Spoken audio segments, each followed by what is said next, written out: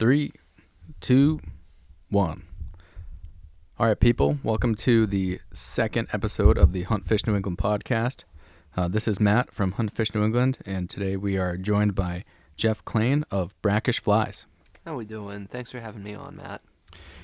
Geoff has been unbelievably gracious today. Brought me skeet shooting, and we shot some 9 at the range, and now we're here at Geoff's lab where all of your custom fly rods and other orders are made. So it's Geoff, thank you very much for today. Pleasure to have you with me, bud. Thanks for coming out. So if you don't know, Geoff is a local guide and rod maker, and also when I think of Geoff, I think of also a conservationist. Geoff is very big in local issues that affect our waterways and our native species, as well as a lot of target species that make New England unique in the fishing world. And the most recent thing, Geoff, that you're working on is the Stripers Forever. Is that correct? So it's going to Stripers Forever, but also to the American Saltwater Guide Association and Captains for Clean Water. We're calling it the Save the Stripers Raffle Series. Yes, that was the first thing to come to mind.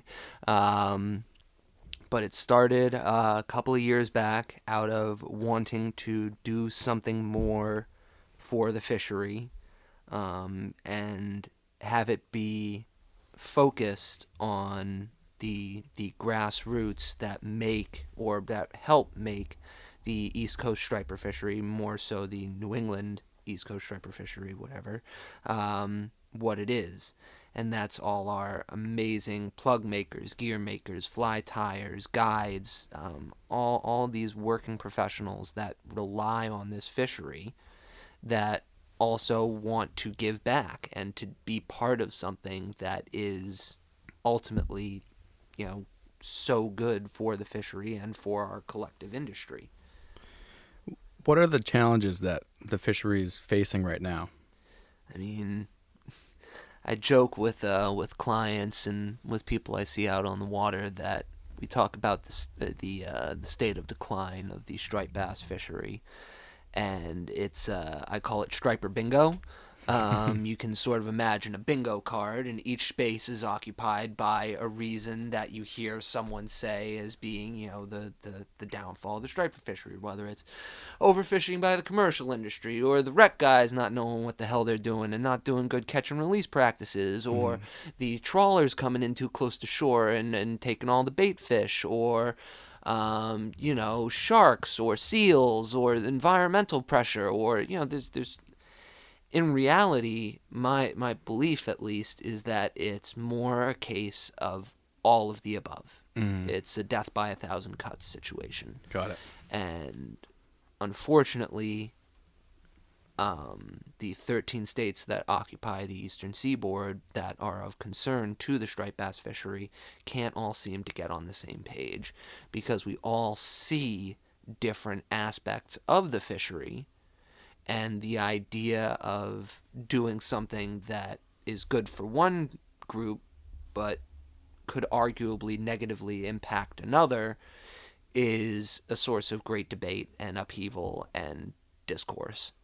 And in reality, the hope is that by doing this raffle series, by getting these monies to American Saltwater Guide Association, to Captains for Clean Water, to Stripers Forever, these 3 orgs that I really feel are doing some of the best work at this point in time for the fishery, to allow them to keep doing that work, to provide them, arguably not a huge cash infusion because it's being divided amongst the 3 organizations.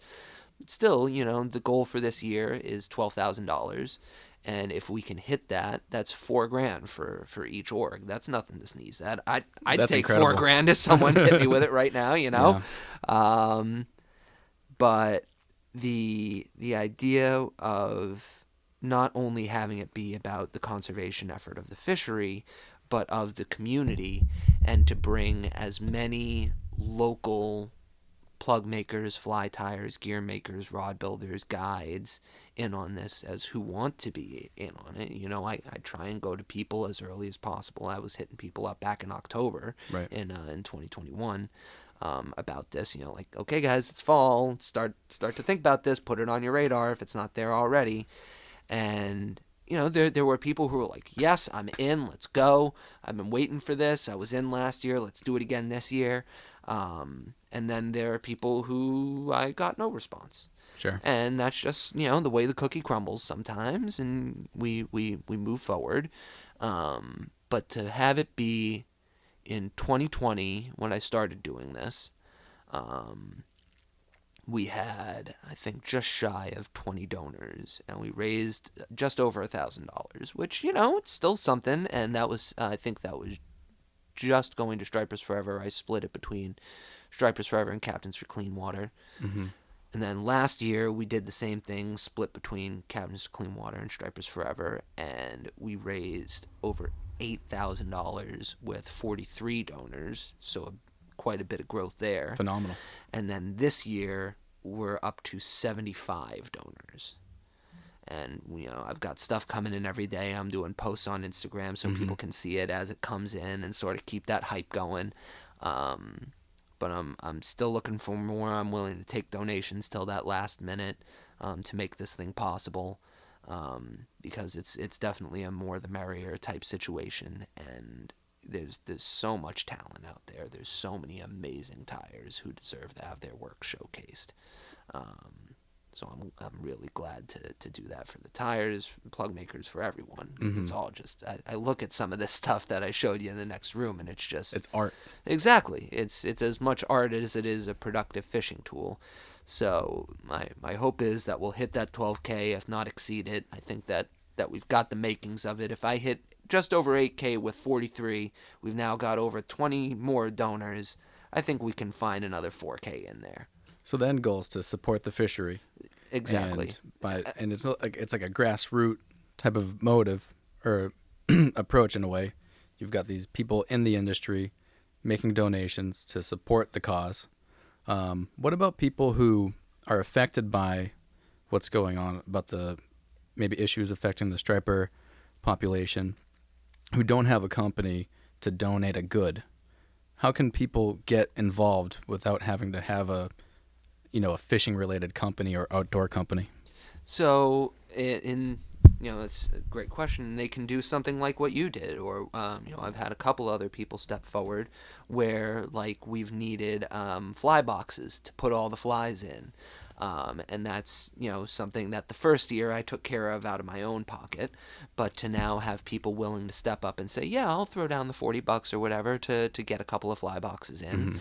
That is all stuff that I need, that is helpful, that helps towards the final presentation. Someone else has stepped up to purchase a plug bag to go with the plug box, so that gets in there.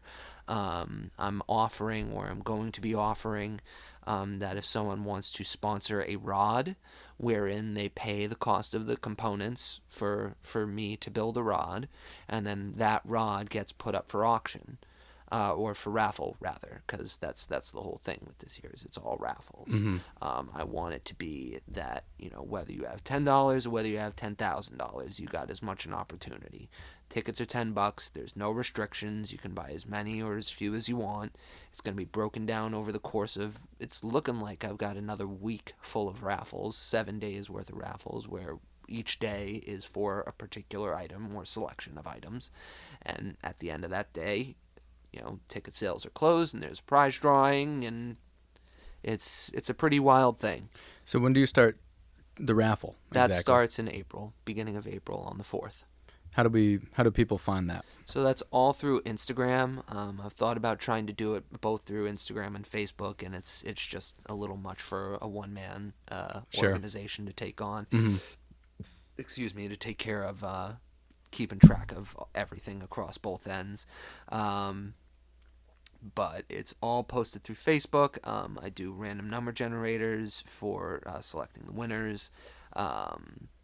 And it's just going to be a case of, following my profile, following the guys who are responsible for making the donations for that particular day, because that's absolutely, part of the deal. Someone is kind enough to make a donation, I'm of course going to shout them out and pump up their stuff and try and get, try and spread the love, as it were. Sure. Because that's equally, or as much part of the picture as the conservation angle is. We got to be supporting each other and not at each other's throats over silly things.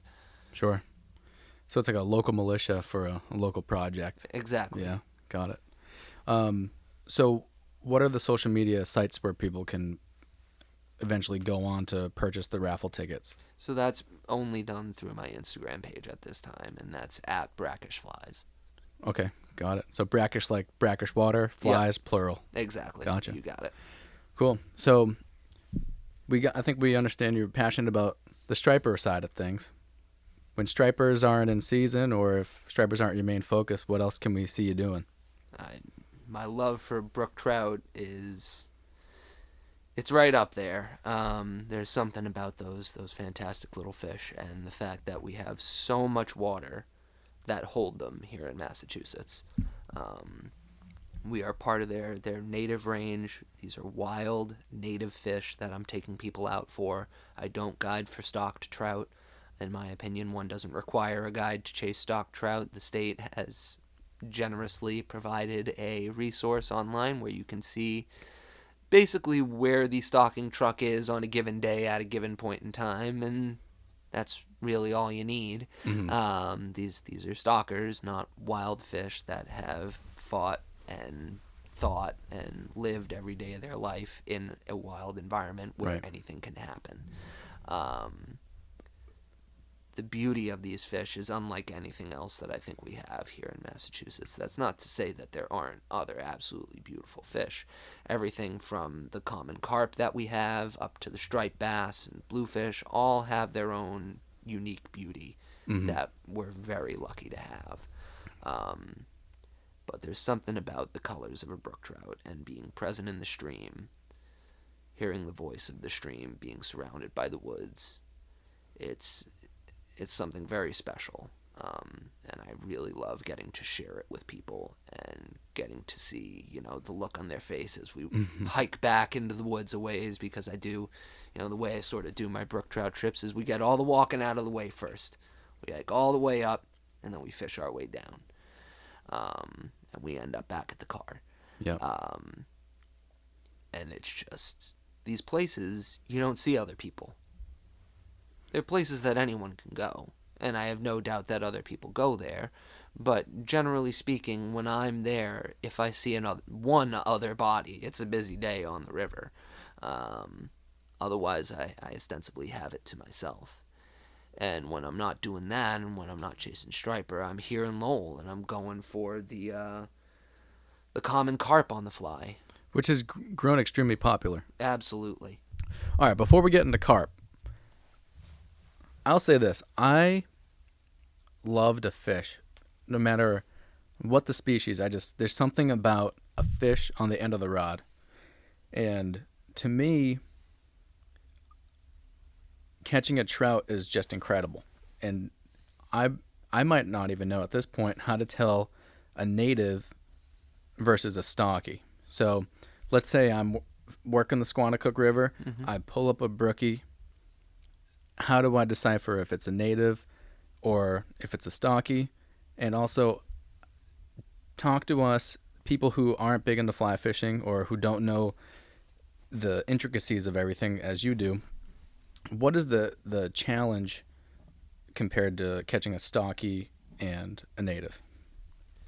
So, first, talking a little bit about the visual differences, at least that I've encountered, that can help you to discern whether a fish is stocked or whether it's wild. I mean, obviously the first tool, the most helpful tool arguably, is just looking at that state database and determining whether a particular waterway is in fact stocked or not. Right. If it's not, you probably got a strong chance that you got a wild fish, versus if it is stocked, you might have some wild fish in there still, or you might not. One way to determine a stocked brook trout versus a wild brook trout going from front to back, would be the gill plate. So if you're looking at the fish in the palm of your hand, the thing that's flapping open and closed over the gills. First of all, no need to lip a brook trout, ever. Honestly, better to handle it as little as possible. And this really goes for all fish. Fish should be handled as little as possible, always with wet hands. Arguably, if you can keep the fish in the water, cradling them in your hands so that you can get that right angle for your photograph, because there is a way to do it. I've done it plenty of times. So like the net's in the water. Yep. You've got the fish, Not even two hands, because we're dealing with brook trout here that are, most of the time they're 5, 7, 8 inches. Sure. You can lay one across your palm and, have it come up your forearm a little bit, and that's, you can keep your hand in the water so at least half of the fish, even if it's just its lower side, is still in the water and able to breathe, and it has water moving over its gills. Got it. The best thing is to keep the fish in the water, as close to completely submerged as you possibly can, because that is its natural environment. When it's out of the water, it can't breathe. I try to say to clients that if they're going to pull the fish out of the water, hold your breath. When it starts getting uncomfortable for you, it's 3 times as uncomfortable for the fish. I never heard that. That's a good reference point. Because think about it, where you're nice and relaxed, you're fishing, yeah, you got the fish back, and yeah, your heart may be racing a little bit, but compared to something that has just been fighting for its life, it doesn't know what's going on. It just knows that, okay, I had this weird pain in my mouth, and now I'm in this thing that I can't escape, and there's this giant that's looking at me real funny. So to keep the fish in the water, to keep your hands wet when handling them, it's just some of the best practices, aside from using a debarbed hook. But gill plate, as a function of there's certain diseases, and just because the tanks are overcrowded and the fish are grinding up against the sides of the concrete spillway, gill plates get rubbed off. Pectoral fins, the 2 most forward fins on the bottom, on the side, on the side and the bottom, those get worn away down to like little nubs. If they are present, stocked brook trout fins, the coloration is much more muddled. You can still see the black and the orange and the white on there a little bit, but it's all just kind of like faded together. There's not a distinct line in between them. Versus when you look at any other brook trout, including the one on my forearm, it's a clear black line in front, white line, thin white line, orange fin. Got it. Or white fin in front, thin black line, orange fin. Excuse me, I got those. Geoff is literally referencing a tattoo on his left forearm of a brook trout.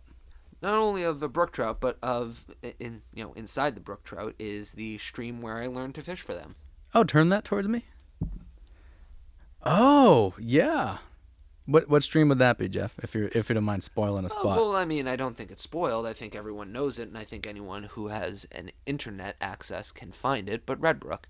Cool. Friend of mine years and years ago, one of my first fishing friends that I actually met through Reddit. His grandmother had a house in Marion, and we would go down, and that's where we would fish it, because it was 10 minutes away, 15 minutes away, if that. And that's really where I got sort of my, I won't say master class, but I'll say something of a more formal education in brook trout. And that stream just lives forever in my memory. It's still great, and it's still a place worth visiting, but it's certainly not the same as what it once was. So, brook trout, what time of year are people really starting to hit brook trout? The time that people should really be targeting brook trout is really late March, early April. Those are the right month names. Late March, early April, through till beginning of October in this region. Before and after that, i.e. after October, usually, it's beginning of October, beginning mid-October, through till end of March, beginning of April, is when the reds are active. That's where the trout lay their eggs. And it is ill-advised to be wading in streams that you don't have an immaculate knowledge of. Unless you know beyond a 100% shadow of a doubt where the spawning activity is taking place and that you are 100% clear of it, you should be out the water. There's no reason. Yes, it's going to limit how much you can fish in the winter and the fall, but these fish need and deserve their space. For sure. And that's to sustain the population. Right. These, again, are wild native fish. These fish have been here since the last ice age. For Incredible. context. Yeah. And as much as one might argue that I am putting an unnecessary spotlight on the fish, in my mind, I am only taking people to places that I would name or am comfortable with, as the populations are robust. And in reality, the type of fishing that I do is not something that most people want to do for one reason or another. I feel pretty comfortable saying that 75% or more of anglers are, I don't want to say fair weather, but if it comes down to hiking a mile back into the woods and bushwhacking to get there to chase 5 to 7 inch fish, they'll go out to the Swift, or they'll go to the Cape Ponds, and they'll catch their big stalker that they can take home and eat for dinner. Which, there's absolutely a place for that. You know, the Cape Ponds that can't sustain a native population of trout, that's a great place to stock. Mm-hmm. Systems that get too warm in the summer, those are great places to stock because, I mean, at least for the point in time, they can't sustain wild native fish, so we supplement it a bit. I've heard some parallels, like fly fishing is like the archery of the fishing world, where you have to do a lot of that prep work. You're intentionally making it more difficult for yourself. Call it what it is. Part of that, but it doesn't. Yeah, sure, but I mean, part of the difficult is part of the craft, right? Absolutely. You know, you are Absolutely. doing. You have to be more careful about wind. You have to be more careful about your entrance. You have to be more cognizant of the behavior of the animal or the fish, and you have to be continuously practicing your craft. So when crunch time comes in, you're able to not only catch or have the correct hit on the animal, but to deal with it afterwards in a proper way. Right. No, I absolutely agree, and that's definitely part of what attracted me to the sport. Oh, excuse me, the idea that fly fishing, at least a little bit more so than spin fishing, as far as my experience went, required more thought and analysis in regards to what you were going to do, what you were targeting, what flies you were using, what technique you were going to employ, the various weather patterns, like you're saying, pressure, all this jazz. It just all seemed to factor and matter much more. Mm-hmm. Do I still think about all those things? Not necessarily. I'm kind of sort of dialed in to a certain extent. Mm-hmm. But there's just something about, I mean, small stream fishing in particular, you talk about all these things and how much they matter. It's really sort of a magnification of that, where, you know, like you're saying, you got to be careful how and where you enter the water, because erosion is a thing. You know, you enter in the same place too many times, it's going to erode the bank. Mm-hmm. Got to be cognizant of when you're going out and when the reds are active. If they're active, you got to be cognizant of water temperature, because if it's too warm, yes, the fish will survive, but the water has incredibly low oxygen levels, and they won't survive if you target them. Right. If they're too cold, then they probably are going to be a little bit less reticent to come out and play, and that's, you know, something to be aware of too. But there's something, you know, just like we're saying, this small stream game, it's not for the faint of heart, but it's definitely something that deserves to be appreciated and enjoyed by anyone and everyone who wants to.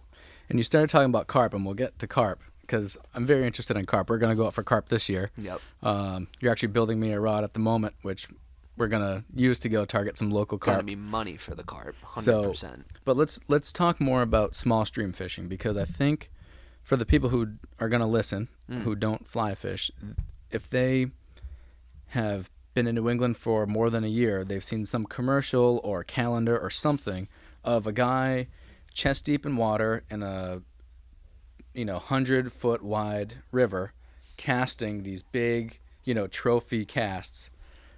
What's the reality of small stream fishing, and what should somebody know who wants to get into maybe catching brook trout in small New England streams, how is it different than what is portrayed in what you'd really see in the Western type of fishing versus New England? So you're not going to see anything like what you just described, unfortunately. The water ain't deep. You don't have a lot of space. It's tight quarters. It's technical fishing. When I'm going out, I'm using a rod no longer than 6.5, 7 feet. 7 feet is really the upper limit. Mm-hmm. Longer than that, and you're putting yourself in branches, and you're giving yourself more of a headache than an excuse to have a good time. And that's even before you get a rod wet. Exactly. Yep. No, it's not fun, and having to bushwhack with a long rod, Mm-hmm. I don't think anyone really enjoys doing that. So the short light rod, I'm using a 2-3 weight. And that's really the ideal. More than that is going to be overkill. You're going to be hauling fish out of the water unnecessarily. Lighter than that is certainly doable. But just speaking from what I do and my style of fishing, I am almost exclusively fishing streamers, which are flies that are designed to imitate small bait fish, or otherwise larger food opportunities than, say, nymphs or dry flies that are going to be down mid or in the lower water column, arguably closer to where the big fish are. Not only because of this, but because of the fact that it is honestly, at least in my opinion, the most efficient and effective method for fishing the small streams here in Massachusetts, where the confines are so tight, where there are branches and all sorts of things covering the stream and all over, and undercut banks and this, that, the other. This is why we do that long walk up first, so that as we're fishing downstream with the streamers, the current of the stream is actually doing some of the work for us and helping the fly to swim and move arguably more naturally than we could ever make it. Got it. And it's that approach, because the fish is always going to be facing upstream. Right. Unless it is moving downstream, and even then it's still probably taking a look over its shoulder back upstream. And that's because they're eating food and fare coming from upstream through the little pockets in different channels. Correct. Got it. Part of what we look for when we're fishing small streams are what I like to call food conveyor belts. Sure. You got to sort of imagine that if the water weren't there, if you could see all the way clear through the water, that the brook trout is going to want to be in a place where it does not have to work hard to maintain its position, but also is the shortest possible distance from the incoming food.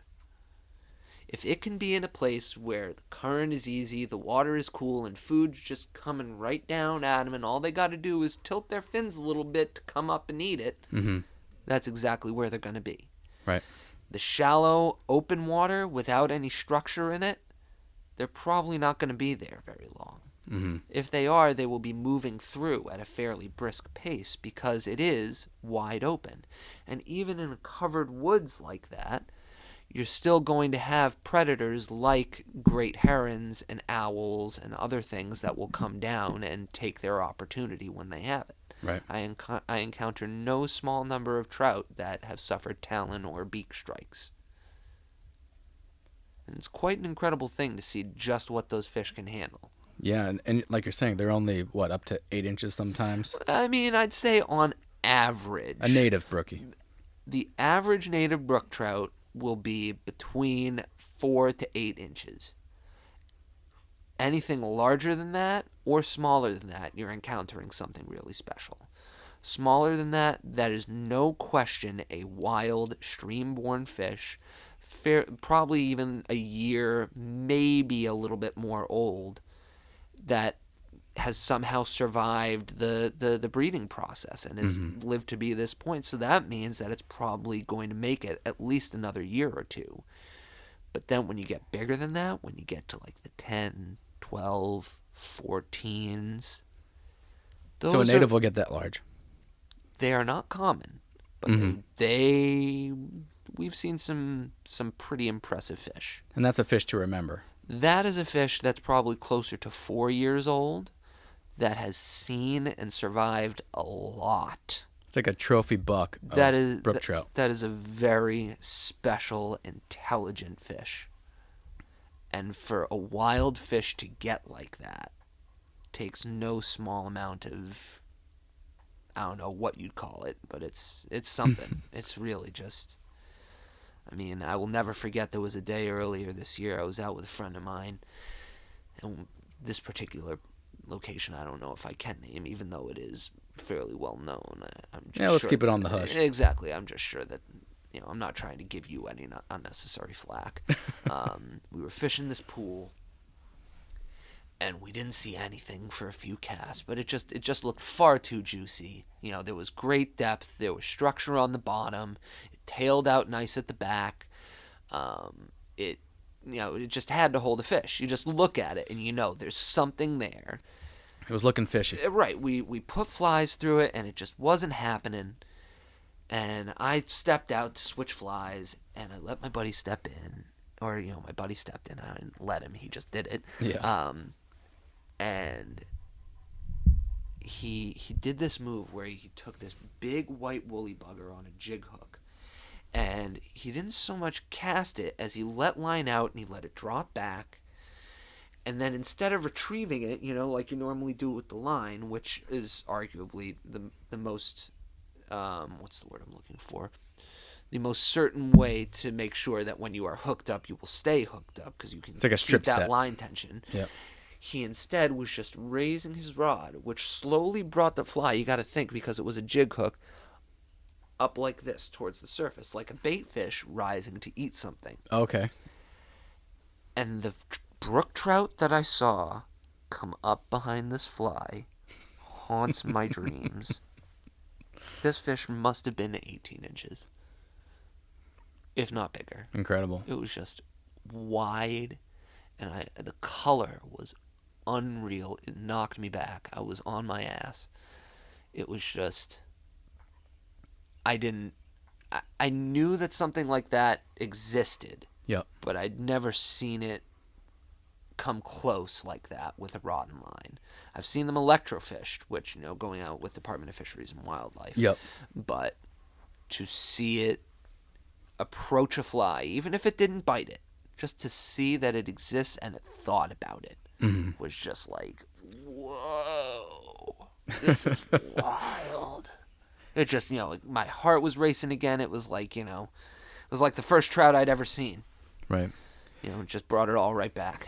So if somebody, let's say you hooked up with that fish, you would handle it the same as you would. All right, I don't mean to make it even worse, but let's say after shitting my pants, we're fishing with 5 to 3x tippet. So that's 5 pound at lightest, more like 8 pound at heaviest. Yep. If you got the 3x, you're going to be doing a little bit better. With the 5x, you might be panicking a little bit. Even though that fish is probably just about 4 pounds, maybe a little bit more, it still knows how to use the current in that pool and is going to make your life a living hell by trying to swim into structure. So what you have to do is, as much as possible, knuckle down on him and steer him out of that structure. You're whether gonna that's have to be whether fast. that's towards you or away from you. It's more. He's probably gonna go to one of the sides, just thinking about where the pool is, because he was right in the meat of the pool, right in the middle of it. So he's either gonna dog down right in the middle again, or he's gonna go off to the right where there's this big root ball that he knows he can hide in and just snap you right the frick off. And so if he tries to go right, you pull left. If he tries to go down, you pull up and right. And you just hope to goodness gracious that your buddy is fast enough with the net. Got it. Because all it takes is one head flop for that fish to say sayonara. Yeah, because you're barbless. Exactly. So constant tension. And even with constant tension, that much weight on the line is just like, you really got to be on your game. Let's talk about carp. Talk about carp. Let's talk about carp specifically in this neck of the woods. So carp are, and you are rolling now. Yeah, I figured as much, but if I don't ask, I don't know. So I target specifically the carp that are in the Lowell canals, not the Merrimack, the Lowell canals, Mm-hmm. which are a canal system, freshwater system that exists all through the city of Lowell. They were man-made to provide power and transportation between all the mills back in the industrial era. But now there is a thriving warm water fishery there. There's plenty of smallmouth, there's perch, there's big crappie, there's sunfish, there's decent sized carp, Wait, you said they're smallies? lots of smallies. How big they get? Biggest I've got was 16. That's great. 16 on topwater, baby. Nice. Topwater fly was a slider fly that I tied. One that has, it has a foam head in the front that doesn't pop when you pull it, but instead it dives under the surface on the strip and then will just bloop Cool. back up to the surface when you stop stripping. Got it. And I threw it under this overpass, and I just see this smallmouth peel off the side and just smash the thing. But the carp are just when they're here, when they're on their game, as it were, because there was a time recently where they drained the canals for maintenance work, shoring up structure on all the old mills and all that jazz, and some other construction elsewhere in the city. So they had to drain them, and they were drained for 10 months. So what happens to that fishery? Gone during that time, non-existent. There was no water. So they just retreat where the water goes, I imagine to the Merrimack. and then water level rises, they come back. Yep, but something was definitely off. So they drained them 2 years ago. This last season, the fish were just not on their normal game. It wasn't anything like it has been in years past. Not even close. The fish were there. They weren't. Something was off. Mm-hmm. So my sincere hope is that this coming season they'll be back on their A game again, and it'll be like it once was, where we can, at the right time of year, you can go to this one, a couple of different areas in the canals, and you'll see 20 or 30 of them just all milling on the surface, and anything that touches the water, they're just like, yes, this is mine now. Because they're omnivores, aren't they? I believe so. These ones in the canal certainly are. They'll eat anything and everything they can get their little mouths around. Mm-hmm. They aren't selective, but the fact of the matter is that by coming to Lowell and chasing the carp, you are ostensibly putting yourself into striper class fish without having to go to the ocean. Sure. You don't need waders. You don't need boots to fish in Lowell. You're fishing from the sidewalk. Right. And all you really need is a rod and a few flies, or a spin rod and some lures, and you'll be able to come out and have a really great time with pretty much any skill level. You don't have to be a really amazing fisherman to come out into the city here and have a great time catching, we got big sunfish, decent sized smallmouth. Most of the stuff that you'll see is 7 to 10 inches, somewhere in there. Mm-hmm. Some a little bit larger than that. But even still, on light enough tackle, On the fly, that's great. Right, a smallmouth of that size is still a good bunch of fun. Oh, yeah. But it's an unbelievably accessible fishery, and something that I'm continue to be shocked that not nearly enough people come and check it out. So for you guiding, so we were talking about brookies earlier. You can meet the needs of a diverse clientele in a way, as far as ability and also preparation and experience. So if you're gonna do brookies, you, as you mentioned, there's a big hike in. We have to commit to a certain strategy, but we can also meet you in warmer weather, somewhere that doesn't require a huge hike in, and we're still going to have a great day on the water. Absolutely. Incredible. And how might your approach be different for a carp than a brookie? Since we talked about brookies, just so for the listener knows, what is your approach to catching carp, tackle, everything from rod to terminal tackle? So I'm using floating line. I'm using a long leader, 9 to 12 feet. You want something with some muscle behind it, so you want to be, really the light end is 12 to 16 pounds. but you probably want the butt end of your leader to be quite a bit stronger than that, because there is plenty of stuff down the bottom of the canals for the fish to rub you off on if he pulls you down that far. And these fish like to run. I've been put into my backing more times than I can count by carp. Way more by carp than by striper, if that gives you any indication. And the approach to actually, targeting them and fishing them, they can be unbelievably spooky insofar as your presentation, your fly selection. From the moment that fly hits the water, having it behave exactly in the most natural way possible with as minimal interaction by the angler, it can make or break it. I mean, I've seen, and at the same time, I've seen, you do things absolutely perfect. You put the fly right where it needs to be. It drops down gentle. It sinks nice and slow. The fish will still swim over, nose it, and then give you the old middle tail fin. And that's just the way she goes. But there are plenty of other times that I've cast a fly and I've led the fish like, I feel like you're supposed to. Given the fish like an 8 to 10 foot lead, you sort of see where the fish is going, and you put it ahead of them so that the fly hits and then sinks down at just the right speed, so that when they get to that point, it's basically right in front of their face, and all they got to do is just mouth open. Yeah. Because they don't bite it. They don't vacuum it in quite like a bass does. You see when a bass's mouth opens, whatever's in front of it gets inhale sucked it. in. Right. Yeah. This is not that. They more just kind of like whoop and put their mouth around it, And the set is different. You're not ripping it back. It's much more of just a right up with your arm. Not hard, but firm, if that makes sense. Yeah. It's like an assertive set. Yeah.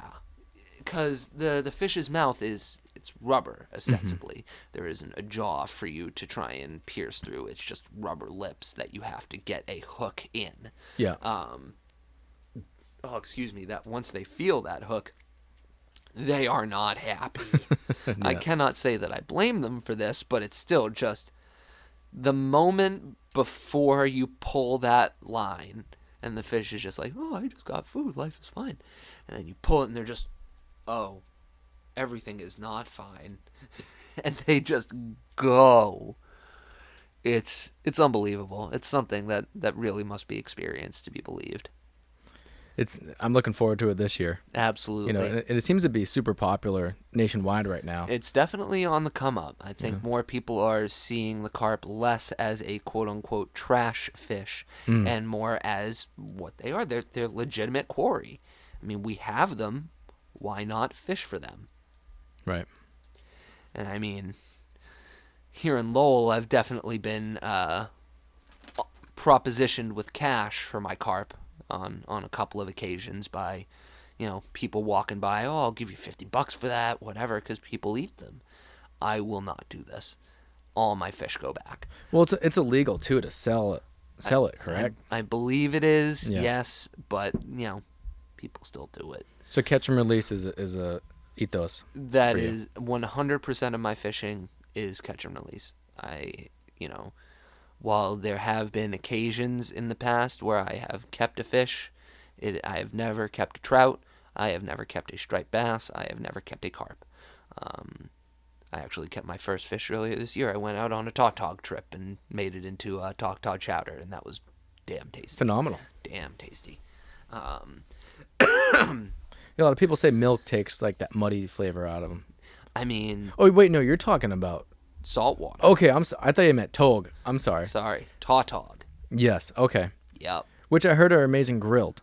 I have yet to try them grilled, but Yeah. my God, in this chowder, which I found from Andy Nabreski, who writes for On the Water, just knocked my socks off. I mean, I'm a big clam chowder guy, but tautog chowder was just... It was amazing. Sounds incredible. Really, really good. And they're an incredible fight. I'd never... I mean, you have to bait fish for them. You would really... It's sort of just the right tool. It's the right application. Right. But from when you drop that jig down and you're waiting and you just feel the little tickle of these things. They clean that green crab half off the hook, and it's like, how did that just happen? But when you somehow get it just right and you really stick them, a fish this size fighting this hard is really incredible. So they're what, like 5 pounds, Sometimes 7 pounds? 10, Yeah. a little bit more. I think the minimum size is 12 inches. Okay. I'm not 100% sure on that. But they got meat, essentially. They got meat. And it's cool to see the boat after a day because just all the lips are off. And then you just got bags of beautiful white meat, for the people who do want to take it home. It was really an amazing day. I had never had a day bottom fishing like I did that day for tautog with 7 stripes. That definitely changed my whole look on the thing. So we covered brookies, we covered everything in between all the way to carp. Let's talk about what else Brackish Flies has to offer. Let's talk about rod building. Yep. So I bumped into you. Well, we first met. You were at Get Tight Sport Fishing booth. This was 2019. It was the Foxborough show. Boxborough, yep. Yep. And Boxborough, you were tying flies at Brian's booth. And how was that 2019? I think it was 2019. I think it was. It was definitely like that first year prior to the pandemic. Wow. And Brian, we met. We had a quick conversation, but you were fielding other questions. And Brian's like, hey, check out this rod.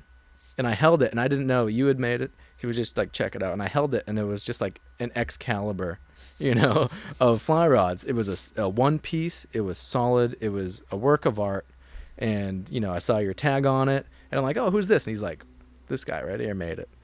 So I was like, okay, I had in the back of my head, if I want a custom rod built, that's where I'm going. And, we kept in touch. And luckily, I think social media kept that going, always tagging each other and stuff and keeping in touch. But we finally connected to get the podcast going, and I mentioned I was ready to pull the trigger on building a rod. And for somebody who, just so people know, most of my experience, or my recent experiences, I'm more of like a bass enthusiast. I wouldn't say I'm the best bass fisherman out there, but I love catching bass. Smallies are probably my target right now. So I'm a spin guy. And then I say, hey, Geoff, I want to get a fly rod. And he goes, so what are you looking for? And I didn't feel so lost, but not because you made me feel that way, because I really didn't know where to start. You were very welcoming and saying, what do you want? And I matched it as close to the kind of rod I was familiar with via bass fishing, but there was so much more to it that I had no idea. Can you talk about the anatomy of a fly rod for somebody, like how you explained it to me? Everything from proximal to like where your hand is, to the different, weights of a rod, and, just talk us through it. If somebody wanted to build a rod with you, somebody's thinking in their head, I want a custom fly rod, walk through the process of choosing the parts and, what sets Brackish fly rods apart from other builders. So I build all kinds of rods, fly, spin. I can't really say that I have a preference. I do enjoy building both. But as far as building a fly rod goes, when someone comes to me looking for a build, I try and ask them, just right from the get-go, what are you trying to use this rod for? What is the end application? Because, someone says to me that they want to do X, but they have an idea for, rod Y in their brain, I can say, okay, that's either good or it doesn't match. Mm-hmm. So we figure out, what length, what weight, and, whether they're going for like small stream wild trout that will require something shorter and lighter, versus if they're going to be going out in a boat after, striped bass and bluefish and other species that would require something heavier, like an 8, 9, 10 weight in a 9-foot range. We try and match what is appropriate for what the client is going to use it for.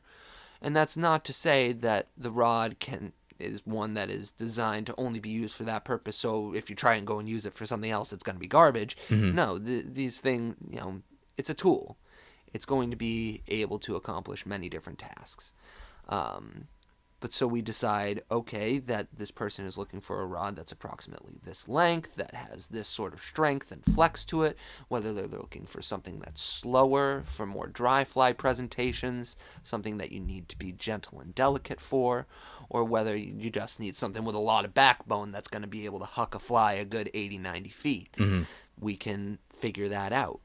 And by saying, whatever you're looking for, we can determine whether you want a 1-piece, a 2-piece, 3-piece, 4-piece, if you're going to be flying and traveling.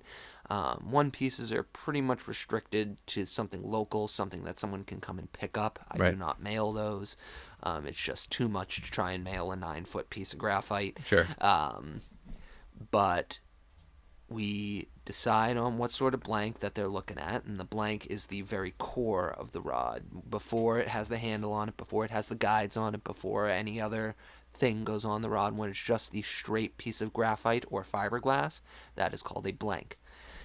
Once we select that, we can look at, I work from the bottom up. We pick your reel seat. We make sure that the reel seat is something that's appropriate. If you're going to be out in the salt water, we try and pick something that's metal, that isn't going to corrode in the incredibly punishing environment of the salt water. Mm-hmm. If you're going to be in fresh water, we can go something a little bit nicer, different, go with a custom wood insert. I have someone that will make a reel seat insert out of a piece of wood that you select. It can be different colors, it can be a different species of wood. He also makes them out of acrylic.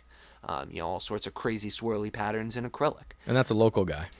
He is actually not local, but he's someone that has done business for the shop that I work at Right. for a long time. Mm-hmm. So we have the relationship with him through that, so I continue to use Perfect. him. Yeah.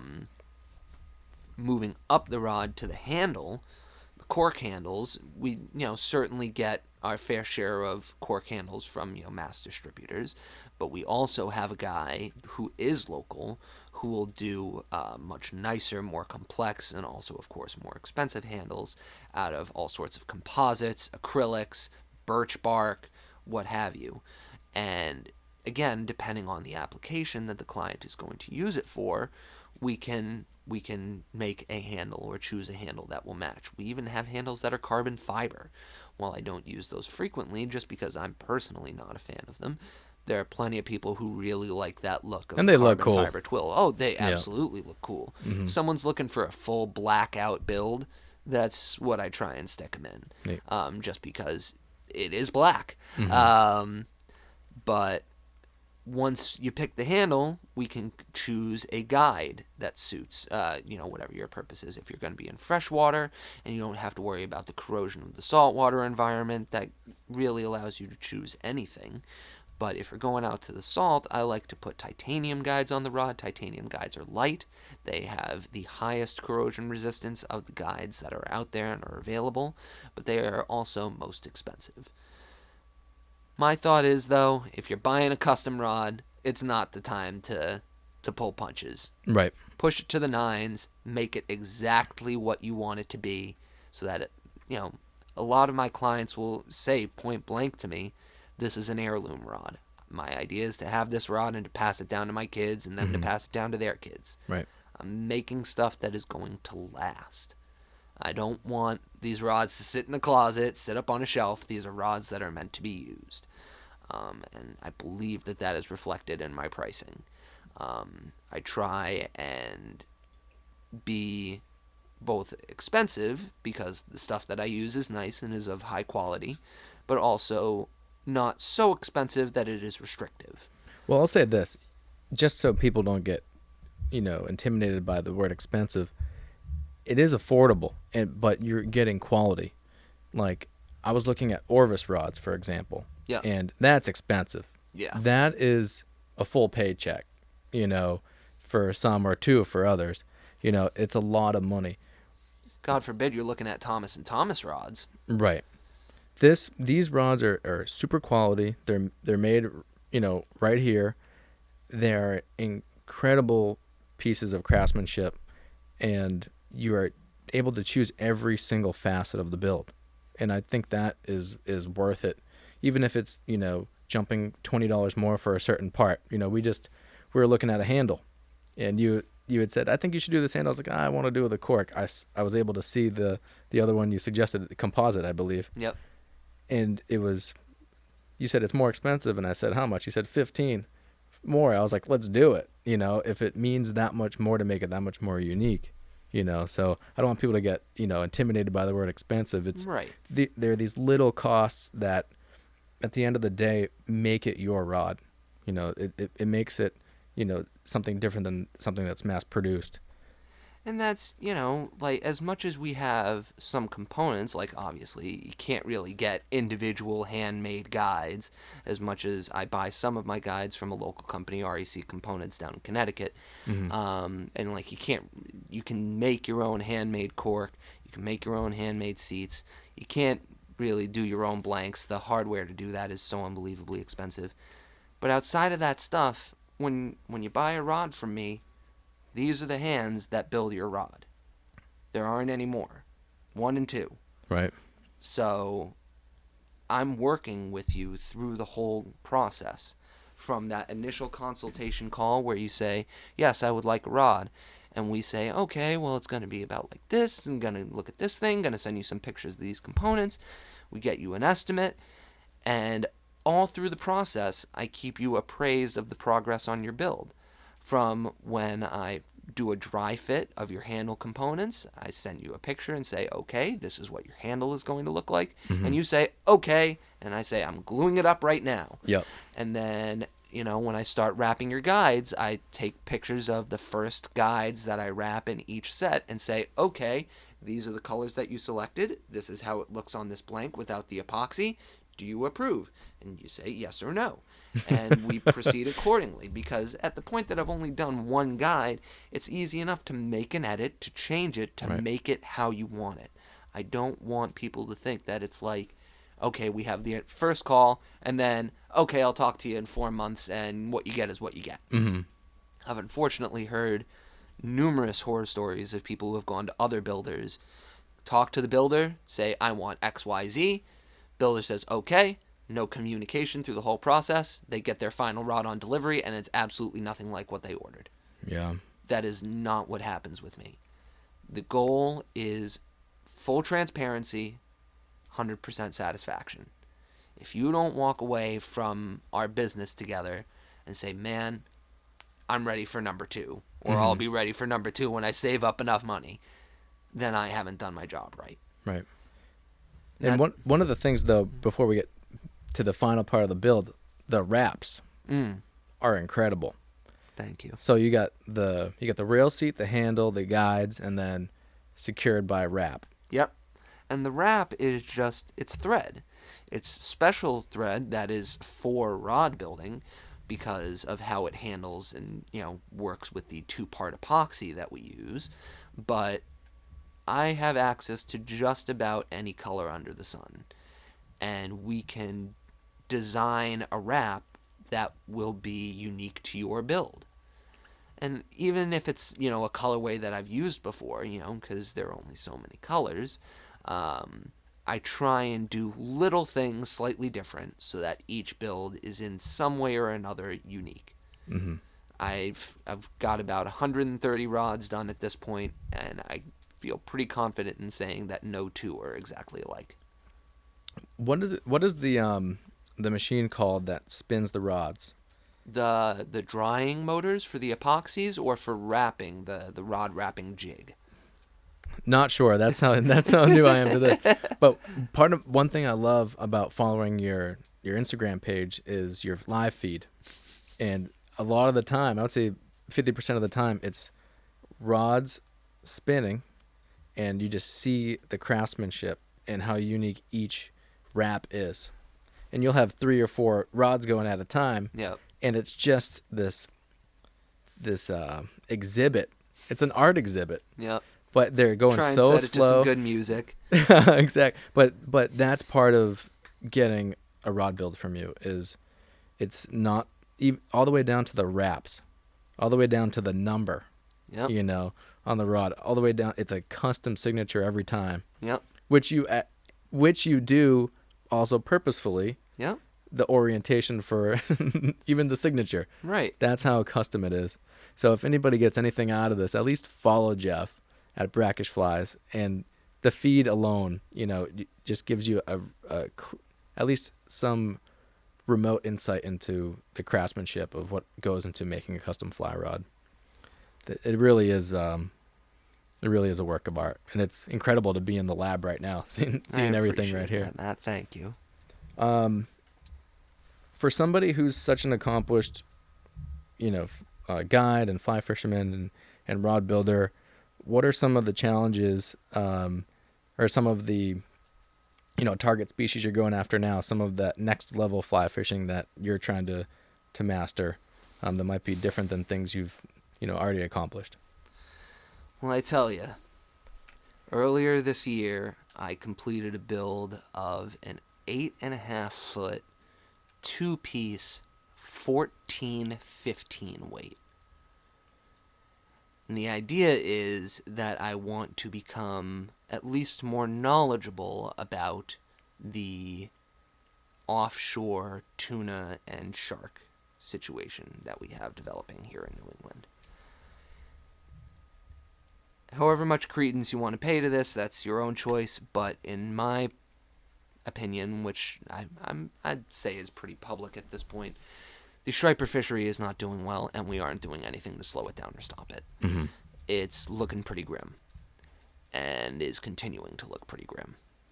And my honest thought is that in not too long at all we're going to have is blues, tunas, and sharks, which, we'll be lucky to have even that. But to go after those bluefins, to go after those sharks, there has to be someone making the appropriate rods. So my idea is to really get those on lock, to really understand the physics of it, the modulus, to really get a understanding of how to fish for these fish, how to make sure that the gear works appropriately, so that when there's actually a need and a want for them, that I'm right there on the crest of that wave, if you will. Got it. All right. Let's start wrapping it up. Geoff, why don't you talk a little bit more about the raffle going on and how people can get involved? So whether you're looking for a build, whether you're looking for custom flies, you want to book a trip, whether you're interested in this raffle that's coming up at the beginning of April, keep an eye on the Brackish Flies Instagram page at Brackish Flies. Brackish, like the mix between fresh and salt water.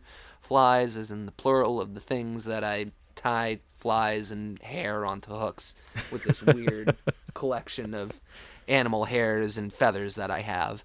I am most easily reached through the gram. I do have a website, brackishflies.com. There is also a Facebook, facebook.com/brackishflies. I really can be reached through all of those. The website will email me. The Facebook page pairs to my phone. I can also be reached by phone just about any time. But that is, keep your eyes peeled for that raffle this spring, because there's some big names throwing down gear on this thing, whether you're interested in spin fishing, fly fishing. If you like fishing for striped bass, this is something you want to keep your eyes peeled on. Got it. All right, people. Geoff Klane from Brackish Flies. Geoff, thank you very much. Matt, thank you very much for having me on today. Thanks, everyone. Be well. Tight lines. All right, everyone. Thank you.